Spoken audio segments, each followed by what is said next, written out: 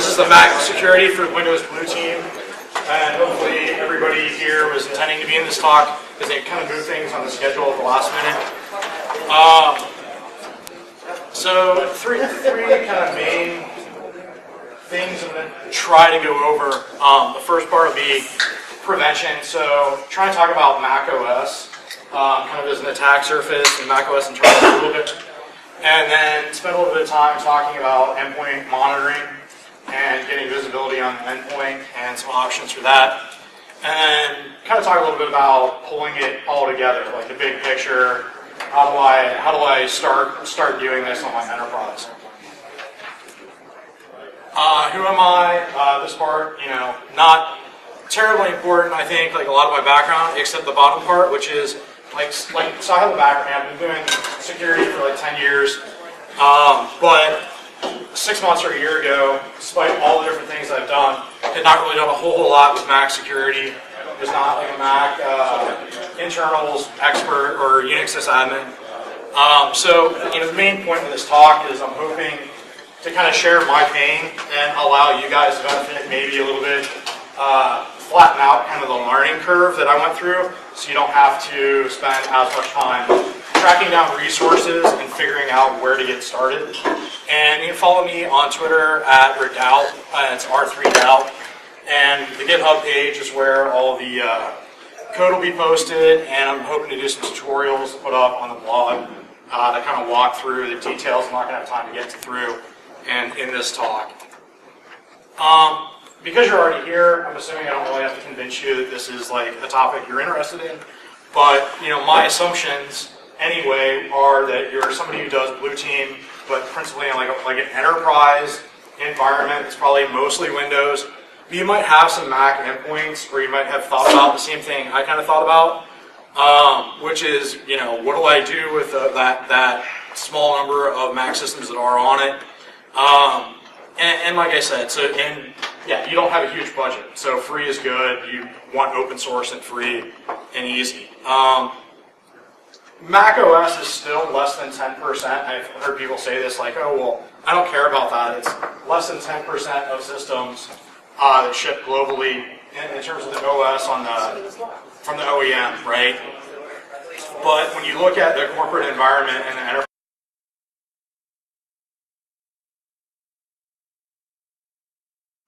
they surveyed IT managers in the Fortune 500, it's big companies, and almost half now offer a Mac as part of employee choice programs, and 91% have some Macs on their environment. And it's not just the raw number, though, right? So like the company that I was looking at, a medium-sized company, not a lot of systems, but who has those systems? Is it developers? Is it the C-suite? And what do those accounts have access to? What type of IP do those people have access to?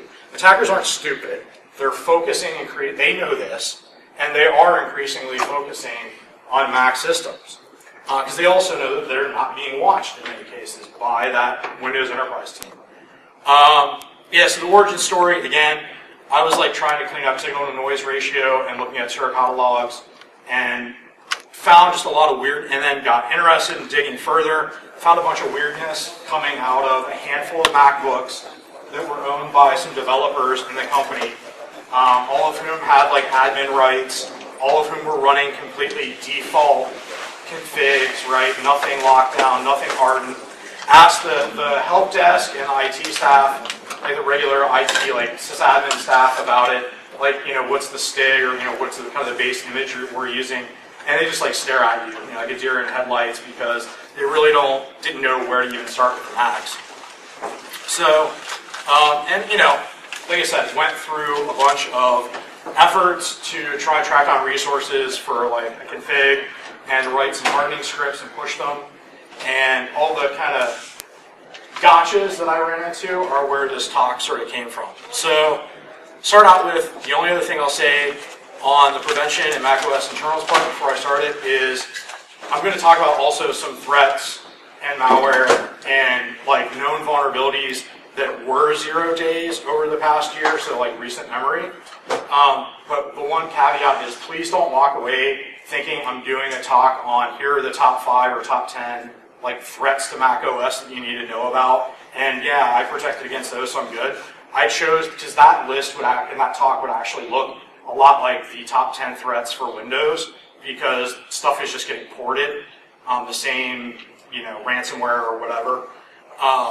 These things that I kind of chose to talk about are more because they're very specific to Mac and gave me an excuse to talk about some Mac OS internal stuff that matters as attack surface.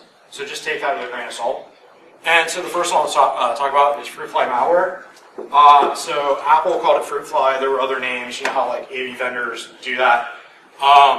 It was one of the more blogged about Mac-specific malware variants in 2017.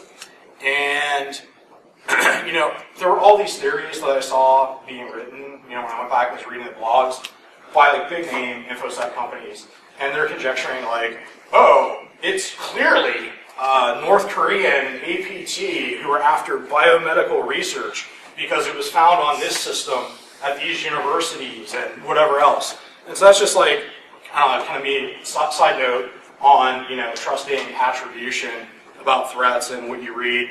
And as it turns out, though, it was really just like this pervert and identity theft from Cleveland. And so I thought I would talk about this since it's homegrown Buckeye State malware, right? By Filthy Phil Durachinsky. Now, he hasn't been convicted, but the FBI has charged him with like every felony you can commit with a computer. And he was not an advanced persistent threat, but he was a persistent threat. And that's going to be kind of one of my points I want to highlight and why I want to talk about it. His campaign was going on for over 13 years. That can be proven. And it may have been longer than that. He was on systems for years without being detected. In universities, private enterprises, law enforcement agencies. Why? Because he was putting this stuff on Macs. And this is my, explanation. Nobody was probably looking. If they were looking, they really didn't have the tools to know like how to look, where to start, what to do. And so he just persisted, even though it was just obfuscated Perl script that did some rat and backdoor functionality, keylogger, all that sort of stuff that was not particularly advanced. And even his persistence mechanism, so he was using launchd as his launch daemon, as his persistence mechanism, which is the most basic low-hanging fruit persistence mechanism on macOS, and that's why I'm going to talk about it a little bit. And even then, and that's how I know, and this is low-hanging fruit, that nobody was really looking, because that's probably the easiest thing to detect in terms of persistence mechanism for Mac. He did have a really interesting network reconnaissance and network mapping module that was a separate thing that used Multicast DNS, and I'll get to that in a little bit. So, yeah, if you want to know about persistence mechanisms for macOS, the one that I would cover first, and there are many, but the one to know about is just launchd with property lists. And this is kind of like, so the macOS startup sequence, you don't have BIOS, you have BFI, but the bootloader, takes care of disk encryption, sets up the kernel environment. Kernel task, which is PID 0, hands stuff off to launchd. So launchd is PID 1, and it's going to go through this predetermined set of directories, special directories that have launch agent and launch daemon configuration files in them. And it's going to parse those to know what to start up on startup, like what processes need to be running. And soplists or property lists, this is the Apple definition. I only actually put it up there to bring up developer.apple.com. If you're familiar with, if you're a Windows malware guy, this is part of my background, you've probably spent a lot of time on MSDN, like looking at the Windows API, right? And so that's your resource to start becoming familiar with the macOS API. But in plain English terms, I think it's a special XML schema that's put, normally the normal use is it's put into the bundles. Bundles are directories on macOS that your application is going to go in. Your binary is going to be in there. This plist configuration file is going to be in there. So it's a .plist extension. And you're going to have like other resource files. So if you think about your, coming from the Windows world, your PE file, the resource section in your PE file, the stuff that's in there, like the icon that's going to be displayed on dock on the macOS, that stuff's going to be in there. But the special case is if you have plist files in those directories, this functions basically kind of like your run once registry keys in the Windows registry, or putting like a link, a .link in the startup folder. So this is a similar kind of persistence mechanism to that. Like I said, really simple persistence mechanism. This is the actual plist for Fruitfly Malware. And so you can see in that it has this run at load key, and that's what ensures the persistence. And it has a keep alive to make sure you don't kill off the process or that it would get restarted. And the useful thing is, right, if I'm going through, and so this is the general strategy, I'll kind of skip to the bottom here. So launch control is a utility that you can use to edit these plist files. And with launch control list, you can just find all the plists for all the launch daemon, the stuff in launch daemon directories that you need that starts up on startup. So it's kind of like auto runs. You can find the low-hanging fruit plist that shouldn't be there. And then if you go into that plist and edit it with launch control list or whatever, you can find the pathway to the binary or whatever the other code that executes. And in this case, it was this malicious obfuscated Perl script. .client, obviously that's a hidden file or folder on on our file system, and it was that simple, right? So to continue on, I mentioned before about Multicast DNS and the network mapping component. This was the only part that I thought was really interesting or clever. Maybe somebody else has done it before, but I thought it was neat. So Fruitfly Malware used a script that it assumed, right, that mDNSResponder service would be running, and that mDNS traffic would be allowed through firewall. So Multicast DNS, just a bit about that. He knew, obviously, when he wrote it, Filthy Phil, that Bonjour, which is this component installed by default on macOS, would be running and would be using Multicast DNS. So that's why he chose to do this as that network mapping component. If you're not familiar with mDNS and specifically with Bonjour, this is, if you've heard of like Avahi ZeroConf or ZeroConf, zero configuration networking, this is just Apple's implementation as opposed to that other like GPL implementation for Linux. So DNS, service discovery, and Multicast DNS, it's just a way that you can discover and resolve services right on the local link without needing to have like a bind server or something as a resolver. And it uses the standard DNS. If you're not familiar, and say you're reading the RFCs, it just uses the standard record types just in a different way to find resources. So who has, and that really should be an underscore, underscore printer, which is a defined service type. And printer, you would get a response from the printer with the printer pointer record, the service instance name, and then that can be used to find the host and find the IP address and send stuff to the printer, right? So what does this mean for us in terms of security? Well, it opens us up to man-in-the-middle attacks, first of all. And I'll talk about this in one second here. Well, I'll just go ahead and kind of fast forward. So like Bai and Shing, in the 2016 Black Hat talk that they did, they discussed like the top 20 apps that use Bonjour. So you have various applications on macOS that are going to leverage Bonjour.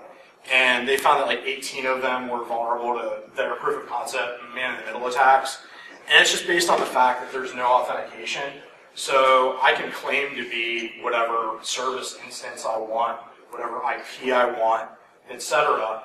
And some of the applications store the resolution and service discovery information in Bonjour. Some of them don't, so they resolve every time. So if you just sit on the local link, you're going to see what's legitimately already there and then just say, yeah, I'm that, right?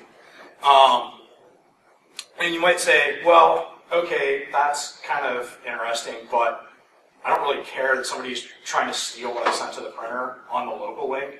But remember, we're talking about systems that, in the enterprise environment context, these are going to be mobile devices, right? We had developers taking these out of the managed network into public locations, on travel, whatever else, so you don't really know what that local link is actually going to be all the time.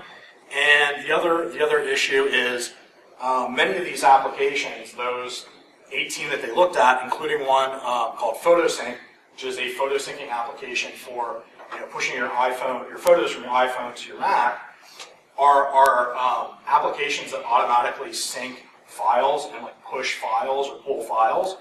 And so, if you combine that with other known vulnerabilities or some zero-day you've developed, so I just picked as an example to explain this, Core Graphics, which is another internals component of macOS. It handles and renders like image files, PDFs, JPEGs, that sort of thing.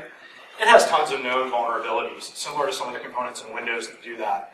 And this one, 2016-4673, I think it was a null pointer vulnerability. It was updated in 2017, so this was actually from the past year. But, if you just have a specially crafted JPEG, you tell the MacBook that you're the person's iPhone, and you push them this JPEG that gets you remote code execution, and then Bob's your uncle. So, so this is bad. That was all just to say Bonjour is bad. And if you read the security guides like the NIST, the new NIST 800-179 for Sierra, or the British GCHQ end user device guide for High Sierra, they'll tell you Bonjour is bad, turn it off. Even Apple, last time they did a security guide, which was Snow Leopard, told you to turn this off in an enterprise environment if you're not just like a home user. But how do we do that? That's the tricky part. So Apple actually tried to remove it, and I think in Yosemite, and they broke so much stuff, they put it back in, and it cleared up like 400 bug tracker ticket things all at once just by putting it back in. So you can't.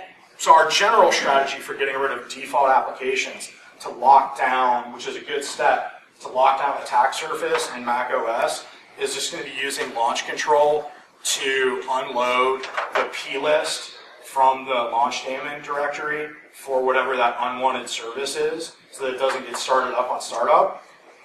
The problem is if you do that with mDNSResponder, which is the service for Bonjour, it's going to break stuff, so you can't do that. But what you can do, and this is why you've got to test and you've got to check each application before you remove it, but most of them you can at least defang. So in this case, we can defang it by adding this no multicast advertisements key to the plist file by editing it with launch control. So there you go. And yeah, you could try to block this on firewall, but this is the better solution kind of at the bottom here. And you could also block it on firewall. And there are two firewalls. I actually put that up there just to say it. There are two firewalls on macOS. So there's an application firewall, which is more intended to be user-friendly. But then there's the kind of the real firewall, which is PF firewall. That's a stateful packet filter. It's on other things too. It's from BSD, I think. I think is kind of out of BSD. Which macOS, for those who haven't already aware of that, it's just like a mashup of BSD and macOS. So system integrity protection. So I do what I just told you to do, right? And it works, and now everything's awesome. Well, no. So if you're like me, the pain you run into is you're like, why didn't this work? And so I'm like, oh, well, maybe I didn't put sudo, right? So I'm gonna sudo make me a sandwich, like for XKCD comic fans, and sudo won't make me a sandwich. So I'm like, okay, why is this not working? Like, even if I'm root, it's not working, and it's because system integrity protection. So one of the other big features of macOS is system integrity protection. The idea was that you just assume that people are going to get root, and we want to limit the damage they can do as root, right? And there's a bunch of stuff, but the three big sort of categories are file system protections on protected files and directories. So things like /system, but there are exceptions to all of those. So like /system, /library, /caches is not protected. So to really get a good list of those, you're going to want to go through your rootlist.conf file, and that's kind of the pathway through it. That's an example of me just doing a cat on rootlist.conf. And as you can see, I don't know if you can see because this is way smaller than I thought it would be, but like some of the wonderful, really important like protected system applications are things like chess and calculator.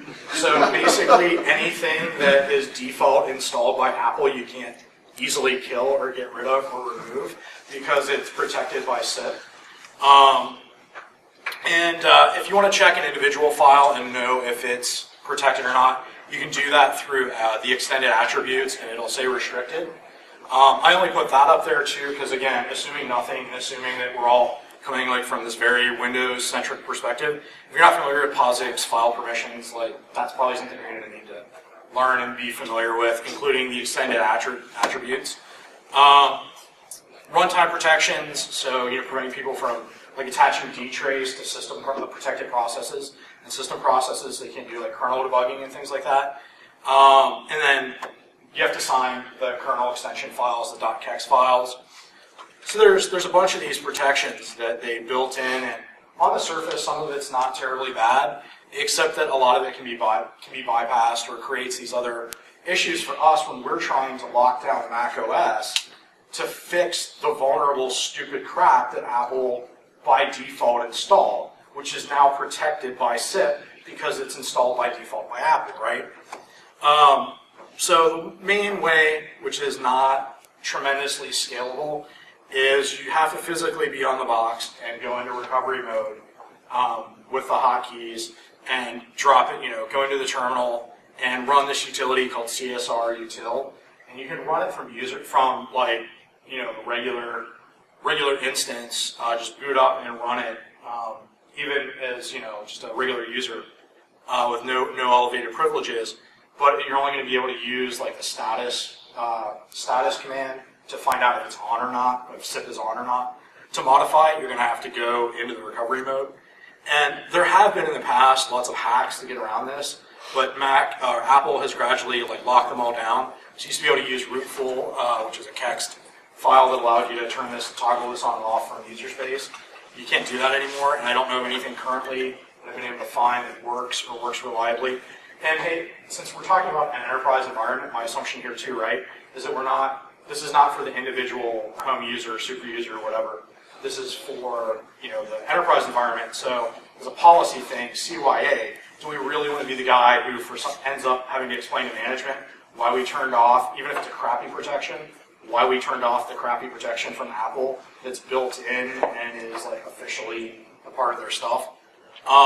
So I don't have any 100% answer, but I do have some suggestions, and we'll get into that at the end. But most of it's going to involve leveraging components that can bypass SIP because they have the special signed certs. And I'm guessing that's what attackers are going to end up doing to bypass this as well, is just playing games with those specially signed certs from Mac or from Apple that allow components like Apple's own updates or Profile Manager on the macOS server to bypass and change those protected file pathways and that sort of thing.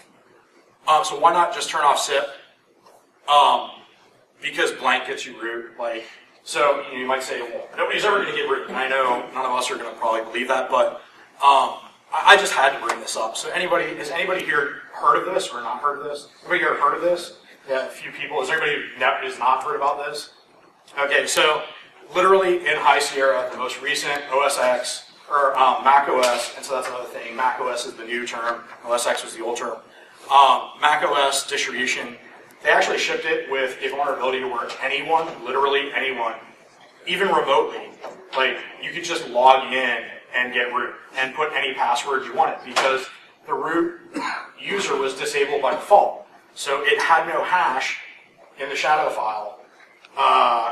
And so when the string comparison was run to check the hash, it would find no hash, and it would skip over to this error handling else if statement that would just be nice enough to fail the login, but then save whatever the user entered, the hash of that, save that.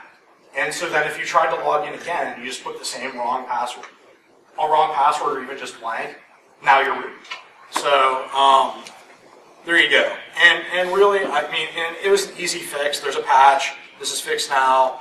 The easy fix was just enabling the root user and giving it a password.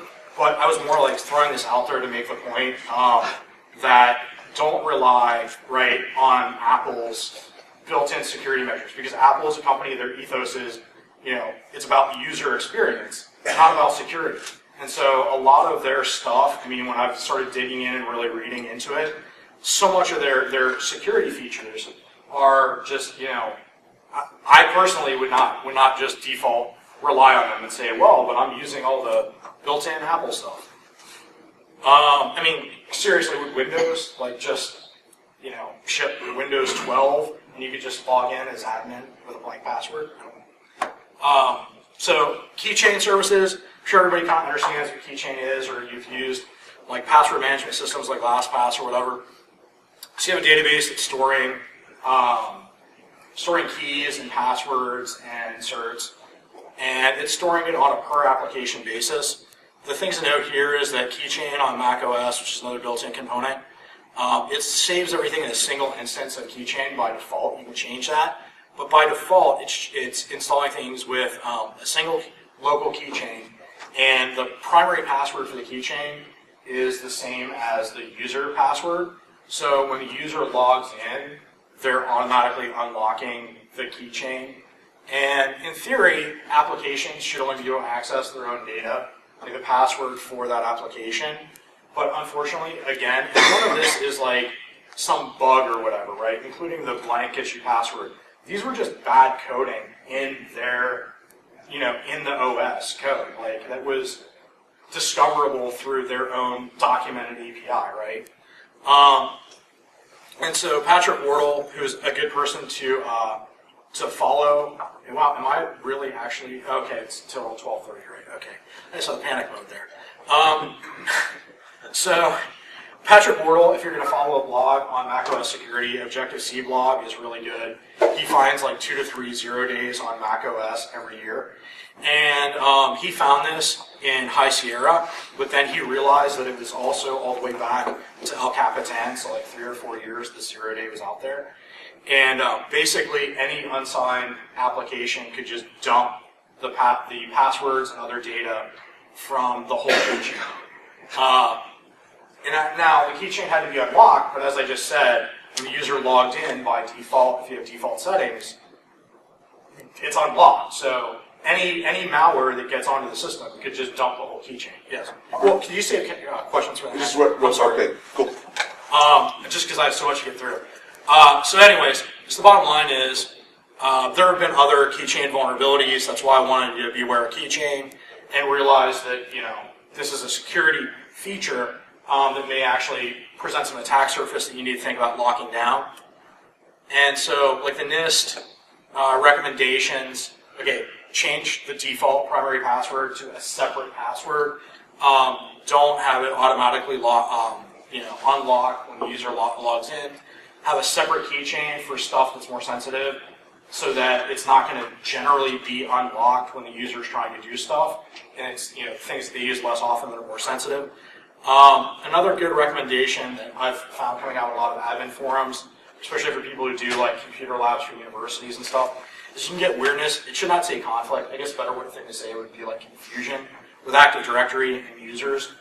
So if you are binding this, and the term they use is binding for the Macs, to Active Directory, which we'll talk about later, you can get issues between like the authentication for Active Directory and the local keychain mechanism and that authentication. And so anyway, so a good practice that's been, or one thing you can do that's recommended to kind of resolve all this is just destroy remove keychain entirely when the user is like a logout hook. And we'll see how to do that with Profile Manager later. Yeah, so one of the ways, and then you have iCloud, and so you have iCloud instances of Keychain that can be enabled as well, which can automatically sync the passwords and everything the user's putting on the local instance out to their iCloud instance, even if they're not really using it or thinking about it. And if somebody gets access to that, obviously that's an issue. That's something you can turn off as well, either through kind of the launch control method of unloading some processes, or through Profile Manager settings, which is I'll get to in a while. It's going to be kind of like GPO, but in the Mac world. And the last thing I'll just mention, since we're on a roll with all these like functionalities, the Mac security features that are not real secure that you need to be aware of and consider a way to lock down is, so one of the other, like, sort of a good thing is you have Gatekeeper, which is supposed to enforce mandatory signing for applications that they're signed from, that they comply with policies. So the policy could be only stuff from the Mac App Store. It could also be trusted third-party software that's signed with a cert issued by Mac. The problem is that all this stuff, like, and then those apps from the Mac App Store get sandboxed. The problem is that it only gets enforced, and it's not very transparent. Mac doesn't say, hey, by the way, you can turn all this stuff off. Is that it only applies to stuff that's downloaded. So if the malware was on a thumb drive or a network share, none of this matters. The user can still right-click and install the third-party, untrusted, unsigned application anyway, and can disable it entirely from the command line using SP control, which is another thing that I would man page, is SP control. And you know, so there's all kinds of other things, and there's bypasses that kind of work like a DLL side-by-side loading attack or manifest hijacking attack, where people put things into the bundles with a signed application. But the point is that you want to have an external policy enforcement through something like Profile Manager or an MDM software if you can afford it, like Jamf. I'm not really going to talk in depth about Jamf because it's a pay thing, and like I said, I want to stick to what's cheap or open source. So that's kind of like I guess there's tons of other stuff. I'm going to include it in. A lot of it will be included in hardening scripts. I couldn't talk about everything, but I just want to get through some of those major things. So obviously we've got to have scripts. We've got to lock things down. We're going to reduce the attack surface, but we also need to get visibility. So in terms of detection and incident response. Obviously, there are going to be policy constraints, and you're going to have what you have to work with within your environment. So, you know, you may be required, just because it's your company policy, to put that AV product on your MacBooks. That's the semantic version, macOS version, because semantic is what you have on your Windows machines, and that's corporate policy. So you're going to have to do all that stuff. And obviously, there's going to be what's logistically feasible for you in terms of we have kind of the manpower and resources and how DIY you want to get, so how comfortable you feel trying to access, for example, like the native logging features versus leveraging something that is easier to install and deal with that leverages those native logging features or that leverages the same low-level API calls that they do. So again, this is just to say your constraints are going to kind of dictate what you can do. But what I'm going to kind of go with in terms of recommendations is if you're okay with like the high DIY, high cost or high effort level DIY solutions, is just directly you can go and get Syslog and use Audit to get audit logs from the system, and then dump them into your SIM, whatever you're using, Elk, Splunk, whatever it is. The other option is to use OS Query and Santa, and the reason that this section, so I'll kind of go through this. And a caveat, so the reason I was looking for something like this that would be able to be used on Mac is kind of what if everybody saw the keynote address from Dave Kennedy, where he was talking about Windows event logs. Our team is very big on Windows event logs. That's kind of like one of the things we do. And so I was trying to find similar visibility onto the endpoints and similar types of data that can be pulled back and dumped into Elk or whatever. So, yeah, OS Query is it was written by Facebook. Facebook has, the Apple signed certs to get access to system components and that kind of thing. And it's pretty easy to install. It leverages low-level OS API, somewhat similar to Audit, but it gives you this SQL-style queries that you can run that will give you things like, and again, I apologize because it's way smaller than I thought it was going to be on the screen, but It's just an example of the interactive mode showing like the top 10 processes by memory consumption on that end node. Just simple queries like that. You can write your own queries, but there are tons of query packs because it's this open source project by Facebook that people have contributed. And there are there are Mac specific query packs that you can install that will search for common Mac threats for you automatically and give you the right data, and you don't have to write the SQL queries yourself. You can also leverage other tools and use them with OS queries, so things like YARA rules your organization might already have. And you can change and play around with like the interval of the polling or when these queries are done, or so that you can control how much data you're getting inundated with, depending on what you're doing with that data. So again, like I said, your logistical constraints, because like professional or amateurs talk tactics, professionals talk logistics, right? And then, of course, interactively, this would be more like an incident response mode. So if you're doing incident response, you would go in and interactively do queries to ask questions and get answers. That was just a minor note about Brew and installing. Their directions on OS Query are out of date, so the installation via Brew, it just works, is all that really was talking about. Okay, so I said like Audit D and Syslog, that's the native logging. It's just going to require more knowledge and effort to set up on your own, and you might have to do some shims of some sort, some coding to get this stuff into your SIM and get data normalized. Santa is from Google, and if you go to like the GitHub page, the README, it's going to tell you that it's like a binary whitelisting application.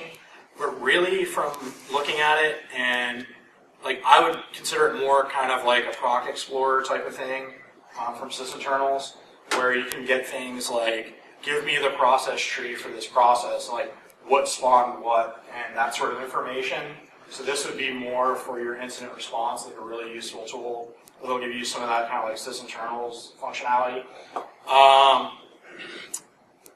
didn't put as much information on these tools because there's already kind of a pretty good talk on this. Michael George is one of the security engineers at Dropbox, which is a very heavily, from what he said, very heavily Mac environment. And myself and some of my teammates, we met him at DerbyCon this past year. And definitely a smart guy, knows his stuff. He gave a stable talk at Derby that I would recommend checking out if you're going to get into using OS Query and Santa. And then just I'll throw in a shameless plug. Yeah, at 3:30, you can go see Nate and Roberto talk about HELC and data normalization for some of the, what do I do with this stuff in order to get it from the endpoint, out across the plumbing and the pipes into the big pool of data that I'm going to run. I'm going to run machine learning on, or whatever cool stuff you're doing with it, right? Which, by the way, is like a real quick note on that. I spent 2 years on a project as the like a malware SME on a project with data scientists trying to do machine learning stuff with malware. And I would just say it's not for like the amateur to casually do on the weekends kind of a thing. Like if you think that just because you can get access to like some Python library that does machine learning, that now I can do machine learning on my data. It's going to be way more intensive than that. It requires like an army of data scientists who know coding, know algorithms, and working in conjunction with security SMEs to make useful progress with machine learning. At least that was my experience. So just in case you were just thinking like, oh yeah, I set up this instance of Hadoop ecosystem with Spark, and I'm going to chunk through all these logs. It's pretty involved. Anyway, it's the big picture, right, and automation. So I already gave you the big problem you're going to run into is SIT. Like, I thought I was just going to write a bunch of bash scripts, and I did. I took the NSA trifold like security checklist from Snow Leopard, which was the last time they did one, and this was like when I first started out, and I scripted it in bash to implement the hardening. And I thought I was just going to push that with Ansible or some configuration management tool out over the network to all these nodes and lock them all down. And then I realized with SIT that I couldn't just do that, right? So you're going to have like a different approach. Like I said, this is not a 100% answer. This is just my thinking as of right now, based upon what I know. This is how I would do things, which is, you image your systems, either when the user comes in for whatever reason to help desk, or when you're issuing and doing initial provisioning on the systems, or you got to go out to the user, but in some way get hands on the box, disable SIP from recovery, do dynamic provisioning with some type of configuration management tool. I'm going to put up some Ansible playbooks on the GitHub page, the applesauce page, but you could easily translate those into Chef or Puppet or whatever people are using in your organization already. In fact, some of it is going to be code that I kind of modified and stole from Chef recipes that OS Query had or whatever. And so you're going to do that. You're going to push your initial configuration scripts that way and run them and lock down the attack surface. Unload those, unload those unnecessary default services that you don't want running and all that stuff, and get all that stuff locked down. And then the next step would be re-enabling SIP, which I would do. I mean, I think that's a good idea. It's what I would do personally. And then something that's really easy to do. I mean, literally, I figured this out, and I'm not a real good, super sysadmin or anything, is just get a copy of a macOS server. It's $20 if you already have a Mac system. Turn it into a macOS server, put it on the network, and create an instance of Profile Manager. So if you think of I have my Windows 2012 or 2016 server, and I can go in and create whatever I want, make it a domain controller. This is kind of like making your macOS server a domain controller, and being able to push profiles and profile payloads, which are going to kind of be like GPO in the Active Directory world. And so that's what I'm going to do and set up Profile Manager. And like I said, with the guides that you can find out there, and I may do a tutorial or something, but it's pretty easy to do, and that'll allow you to override SIP. So the problem is you can't change all configurations or manage everything through Profile Manager. There's a limited set of things you can do through Profile Manager, but it'll give you the ability to do that on the fly remotely without having to put hands on keyboard and go into recovery mode. So that's why I'm doing this two-pronged approach of the initial provisioning and then remote stuff through Profile Manager. And one of the things I found, more recently, I haven't fully kind of tested out yet, and I have stuff about it on the next slide. But so then, the next step would be binding to your Active Directory domain, and so now you can get your basic authentication. Users can get access to network services, all that stuff. You're not going to get everything. You're not going to be able to push some script via a GPO or whatever. But you can extend Active Directory. There's Mac or Apple and Microsoft have been working more together to integrate with Active Directory, so the features keep changing all the time of what's supported. But there's a list of objects in Active Directory that are not there by default, but that you can create, you can add and create, that will give you Profile Manager compatible configurations, or kind of like GPOs that you can push, but it's not going to be there by default. You'd have to set that up.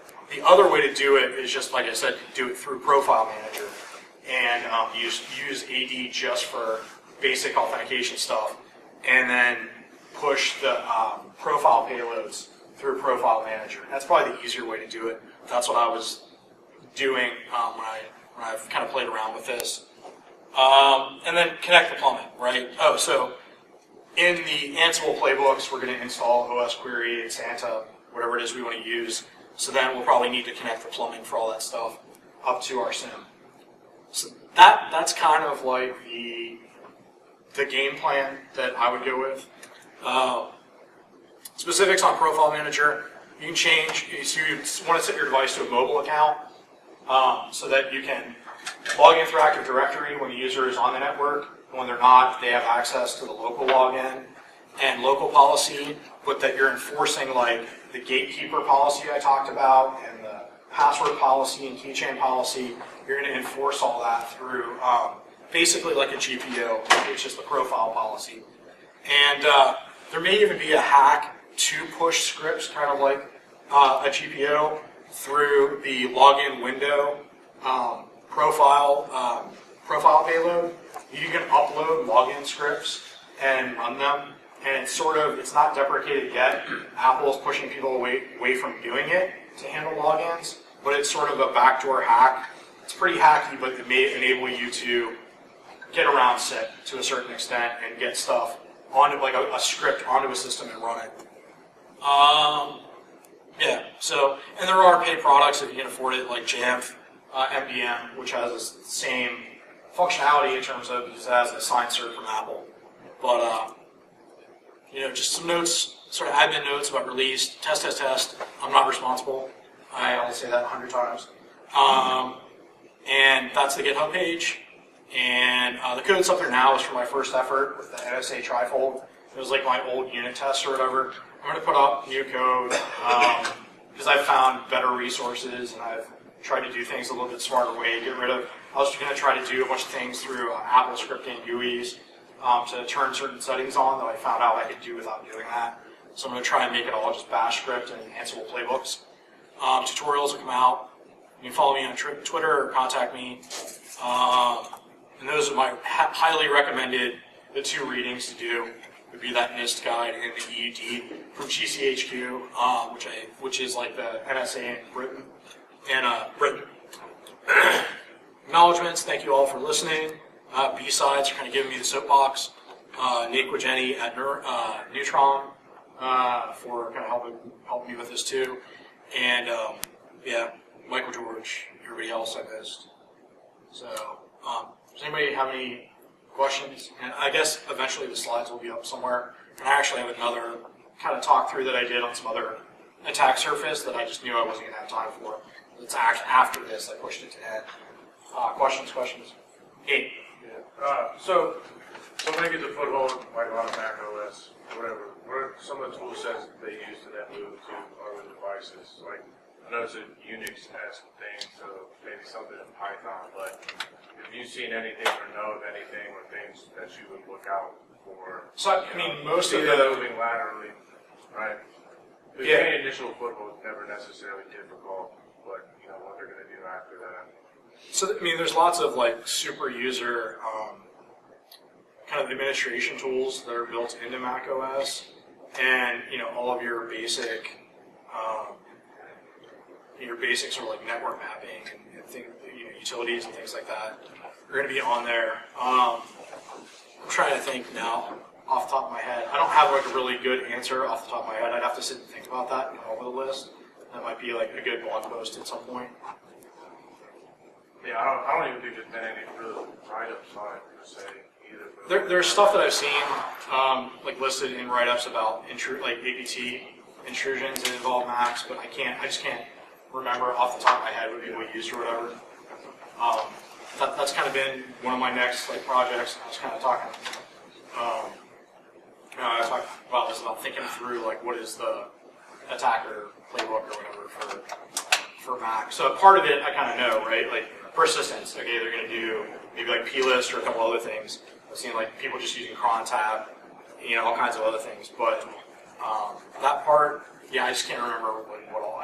I'm blanking out right now on names of utilities. But there's a bunch of like stuff that's not just there by default, maybe, and other things that are in there as a part of BSD or whatever. For like network reconnaissance or lateral movement, I mean, you've got access to, like if you're in an Active Directory environment, they've got access to your network shares, the same as like a Windows user. And I know I've seen things about SMB that like the way it interacts with it, there's differences because there's some sort of weirdness with ACLs where people on resources where people have had to, who are just trying to get stuff to work, have had to like make changes to things because of the way like the ACLs are handled by the Unix system trying to interact with the Windows system. But I'm forgetting all the details, and I don't want to like say stuff that I don't actually know and act like I know for certain. Anybody else? Questions? Sorry, somebody, gentleman in the front row. Actually answered on the next slide. That's perfect. Thanks. Okay, sorry. So I mean, who here has like Mac systems on their?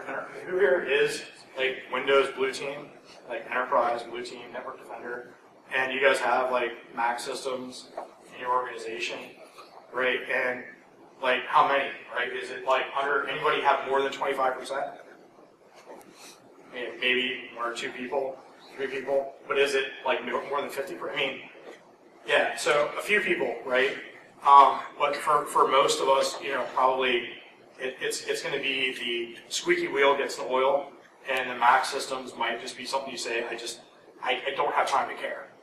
And so hopefully this will flatten out the curve. Anything else? Because we do have, I was rushing to try and get through stuff.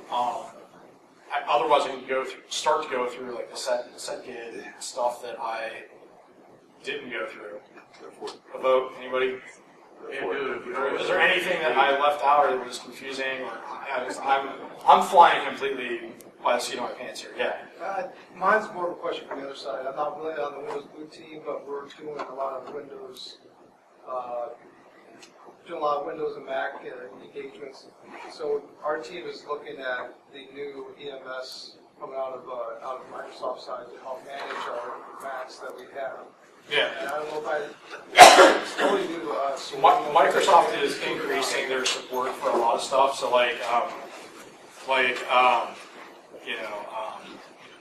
Service Center, SCCM, is gradually over time rolling out new features and more and more support to just integrate, like I said, with Active Directory. Microsoft is doing that to just integrate more and more stuff. So I'm just kind of curious over time, how to streamline a lot of those things you were talking about, trying to do either through Jamith or through other tools. Yeah. This was just the other example of one thing I was going to go through. They said I could be here all day, and these slides aren't really finished because didn't think I'd have time. It's just if you're not familiar with all those permissions, with SETGUID, SETUID, SETGROUPID, permissions for the execution to be able to execute a process when it starts as root or as some other group user. Basically, that's another thing to be aware of. It's more general. I mean, it applies to Linux and Unix systems, not just macOS. But if you're not familiar with it, I would be familiar with that. That's another thing that part of the hardening scripts is going to lock down. Is go through, audit the services or applications that start up with a setuid execution bit for root. And if it's not really necessary, get rid of it. And I will say, when I actually went through the Snow Leopard guide and the guide from Apple, which has not been updated since Snow Leopard, this used to be more of an issue on Mac. There's only now a handful of default processes that execute as root automatically because of this set execution bit. But there is an issue with third-party processes. So one of them was GNS3, which I don't know if anybody's heard of it or used it. I actually used it a long, long time ago in some networking classes. It's a network simulator, emulator software, and it had, just as an example, it had a major vulnerability with this, where you could do privilege escalation by basically messing with the configuration file, and you could get it to write the PCAPs that it would generate to crontab and put code in those PCAPs as a payload, a UDP payload that would then execute as root when you had decided it would execute. So, and spawn a shell. And there was a proof of concept exploit that people did for that. But, so this was just to say, you want to go through and audit your SETUID and SETGROUPID execution permissions and strip those execution bits if you don't really need them. Most of the system, default system processes on Mac, when I went through and looked at them, even if there were things that there used to be vulnerability, where you could just run the process, ping and trace route, you could just run the process, it would run as root, and then you could just open a shell, right, from that process, and you have a root shell, right? A shell as root, right? You can't do that stuff anymore because they now drop permissions, drop privileges gracefully during execution. So that's why I pushed this to the end. It's not as big a deal, but you'll see it recommended in the different guides, like NIST guides and that stuff. So that would be another example, the types of things that are going to be in the hardening scripts. Okay, so I guess that did not take as long as I thought it was going to go through. It probably was going.